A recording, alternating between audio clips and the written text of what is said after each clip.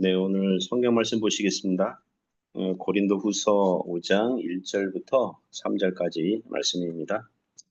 만일 땅에 있는 우리의 장막집이 무너지면 하나님께서 지으신 집, 곧 손으로 지은 것이 아니요 하늘에 있는 영원한 집이 우리에게 있는 줄 아느니라.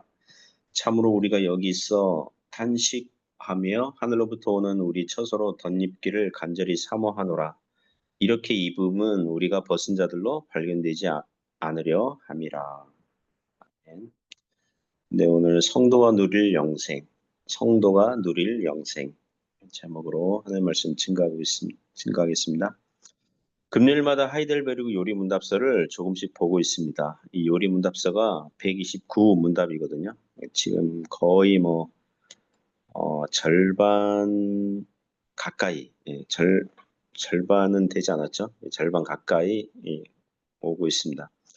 사도신경을 배우고 있는데 오늘 그 마지막 순서입니다. 사도신경 마지막 고백이 나는 영생을 믿습니다. 이 부분이거든요. 그 부분을 오늘 배우도록 하겠습니다.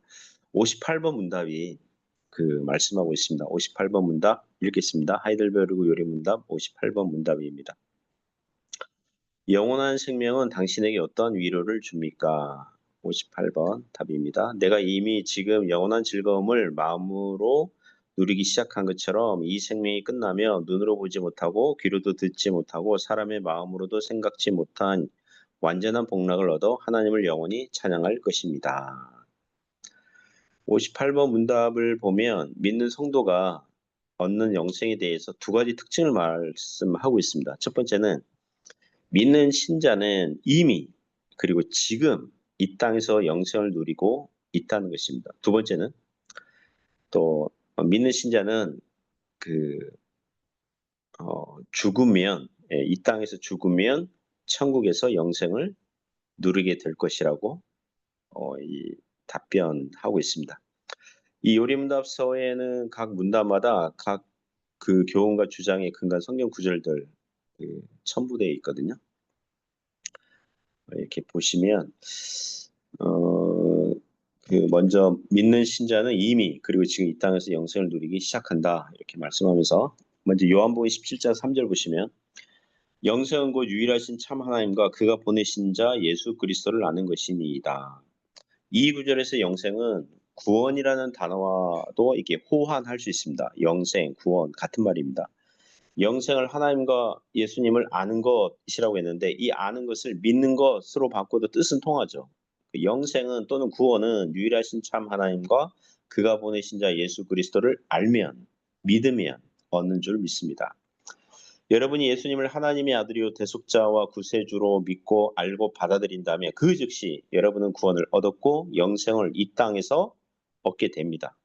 구원과 영생의 삶이 이 땅에서 시작된다는 것입니다. 그리고 로마서 14장 17절을 보시면 하나님의 나라는 먹는 것과 마시는 것이 아니요 오직 성령 안에 있는 의와 평강과 희락이라 이렇게 말씀하고 있습니다.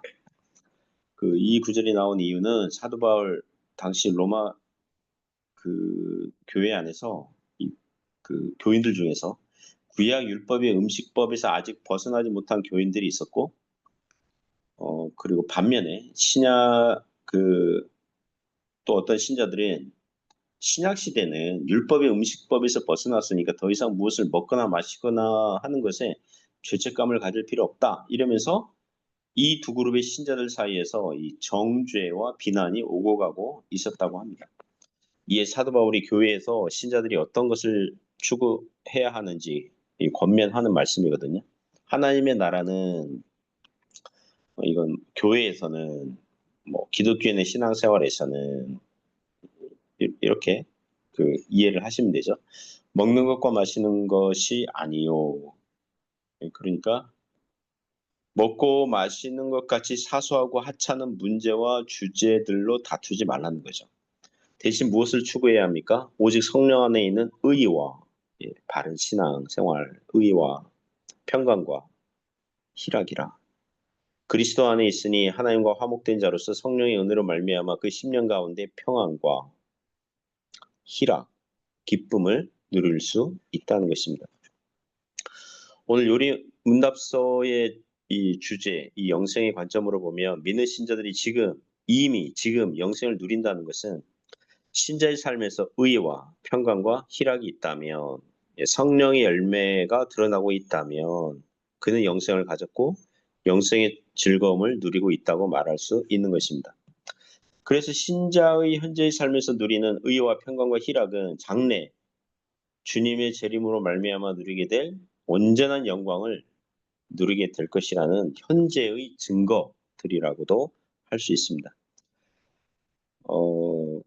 신자들이 신자들은 이런 고민하거든요. 뭐 어떤 거냐면 나는 구원받은 신자인가?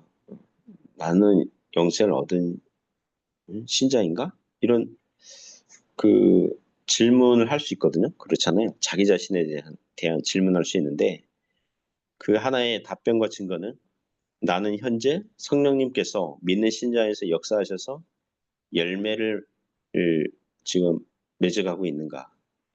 의와 하나님 관계에서의 의와 평강과 희락이 있는가? 이 물어보시면 되죠. 그걸 점검하고 확인하면 되는 것입니다. 신자들 중에서 나는 우리 하나님께서 유일하신 참 하나님이심을 믿고 있는가? 이런 질문. 나는 하나님의 아들 우리 예수님께서 나의 죄값을 십자가에서 갚으시고 구원하신 것을 믿고 있는가? 물어보시기 바랍니다. 믿음이 있다면 호주머니 안에 있는 송곳이 반드시 뚫고 나오는 말이 있잖아요. 그런 것처럼 불신앙의 구름을 뚫고 나오게 되는 것입니다.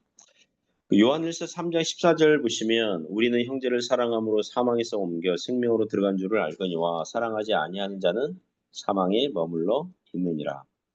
이 구절은 신자가 구원을 얻는 증거 또는 영생을 누리는 증거로서 형제 사랑을 말하고 있습니다. 믿는 신자는 구원의 삶, 영생을 누리는 삶의 열매로서 형제를 사랑하게 되어 있다는 것입니다. 이 말씀은 구약 성경에 나오는 도덕법 10계명의 두 번째 돌판의 주제와도 동일하죠. 내 이웃을 내 몸같이 사랑하라. 그 말씀이죠.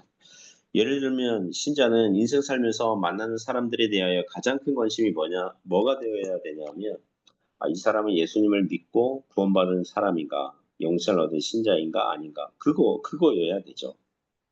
가장 우선되고 큰 관심사. 믿는 신자라면 믿음 안에서 성도의 교제를 하면 되고요. 그죠? 믿음이 약한 형제는 믿음이 자라도록 도와주고, 재정이 힘들어하는 형제는 이 세상 재물로서 도와줄 수도 있고, 마음이 상한 심령은 용기를 주고 위로를 주면서 성도의 교제를 하면 됩니다. 만일 믿지 않는 사람 만나면 어떻게 할까요? 그 사람도 나와 같이 예수님 믿고 구원받았으면 좋겠다. 여기서 말과 혀로서 그리고 행함과 진실함으로써 선행으로써 선한 영향력을 끼치면서 믿도록 도와주면 되는 것입니다. 그러므로 구원받은 신자, 영생을 얻은 신자의 열매, 그것은 형제 사랑, 이웃에 대한 사랑, 그것으로 나타난다는 것입니다. 자, 오늘 답변서의 두 번째 기호는 믿는 신자가 죽으면 이 땅에서 죽으면 즉시 천국에서 영생을 누리게 될 것이라고 합니다. 요한복음 17장 24절 보시면 아버지여 내게 주신 자도 나 있는 곳에 나와 함께 있어 아버지께서 창세 전부터 나를 사랑하심으로 내게 주신 나의 영광을 그들로 보게 하시기를 원하옵나이다. 이 구절은 예수님의 대제사장적 기도라는 기도 내용에 들어가 있습니다. 이 구절을 보시면 아버지여 내게 주신 자도, 그러니까 예수님 믿는 자들이죠. 성부 아버지께서 예수 그리스도에게 주신 자들, 믿는 자들, 그들이죠. 나 있는 곳에 나와 함께 있어. 예수님 계신 곳은 이제 부활 승천하셔서 하나님 보좌 우편에 계신 곳이잖아요. 즉 천국에서 예수님과 함께 있게 해달라고 기도하셨습니다. 이 기도 내용을 보면 신자들이 이 땅에서 죽어서 천국을 가면 무엇을 보게 될까요? 아버지 하나님께서 창세전부터 그 아드님 예수님을 사랑하심으로 주신 예수님의 영광을 보게 될 것이에요. 이 땅에서 인간들 안에 있는 사랑은 삼위 하나님 간의 사랑과 비교하면 찔량후하우이겠죠. 그리고 이 땅에서 연약한 사랑은 다소 이기주의적인 성격의 사랑인데 천국에서 예수님의 영광을 보면서 온전하게 될 겁니다. 그리고 고린도후서 5장 1절부터 3절 보시면 우리가 읽은 9절 보시면 1절에 만일 땅에 있는 우리의 장막집이 무너지면 땅에 있는 우리의 장막집은 장막 텐트잖아요. 텐트. 장막. 그래서 임시적이고 잠시 머무는 곳. 우리 육신을 얘기하는 거죠. 우리의 죽을 육체. 이 육신을 말하는 거죠. 하나님께서 지으신 집, 곧 손으로 지은 것이 아니요 하늘에 있는 영원한 집이 우리에게 있는 줄 아느니라. 여기 하늘에 있는 영원한 집은 신자들이 얻게 될 부활의 육체, 영생을 누리게 될 부활의 몸을 얘기하는 것입니다. 2절에 참으로 우리가 여기서 탄식하며 이 땅에 우리의 몸은 아파요, 늙어가요, 눈은 노안이 오죠, 귀에 이명이 들리고요, 눈에는 이 망막에 여러 날벌레들이 날아가는 것 같은 이제 그런 현상들이 나타나죠. 또 우리의 감정도 쉽게 왔다 갔다 하죠. 그 체내 온도가 올라가서 갑자기 더워지거나 또 갑자기 몸이 차가워지거나 그러죠. 감기가 수시로 찾아올 수 있고요. 남편이나 아내의 사소한 잔소리에도 자녀들의 철없는 말에도 속상할 때가 있죠. 그러면 우리의 육체는 죽어가고 있는 거죠. 그래서 믿음이 있고 구원을 받았지만 우리는 아직 온전한 영생의 몸은 없으니 탄식하게 돼요. 그게 신자의 현실입니다. 하늘로부터 온 우리의 처소로 덧입기를 간절히 사모하노라. 이 부활의 몸, 영생을 얻게 될 것을 간절히 사모한다는 거죠. 신자들이 현실을 탄식하면서 주님의 재림을 소망하는 것은 자연스러운 것입니다. 사랑하는 성도 여러분, 구원은 주님으로부터 오는 것입니다. 3절 보시면 이렇게 이 부분 우리가 벗은 자들로 발견되지 않으려 함이라. 여기서 벗은 자들의 믿음이 없어서 생명의 부활이 아니라 심판의 부활의 몸을 받게 될 영생이 아니라 영벌을 받게 될 그런 자들로 발견되지 않기를 원한다는 거죠. 즉 신자들은 영생의 몸을 간절히 사모한다는 것입니다. 오늘 말씀을 정리합니다. 우리는 예수님을 믿는 즉시 이 땅에서 영생의 축복과 즐거움을 시작하고 누리게 됩니다. 하지만 우리의 이 땅의 육체는 죽어가고 있으니 후퇴하고 있으니 탄식하지만 동시에 영생의 몸을 간절히 소망하게 되는 것입니다. 오늘 답변 후반부에 나온 것처럼 이 생명이 끝나면 눈으로 보지 못하고 귀로도 듣지 못하고 사람의 마음으로도 생각지 못한 완전한 복락을 얻어 하나님을 영원히 찬양하는 것입니다. 그런 영생의 삶 그리고 그 장래의 그런 소망을 동시에 가지면서 살아갈 수 있기를 주님의 이름으로 축복합니다.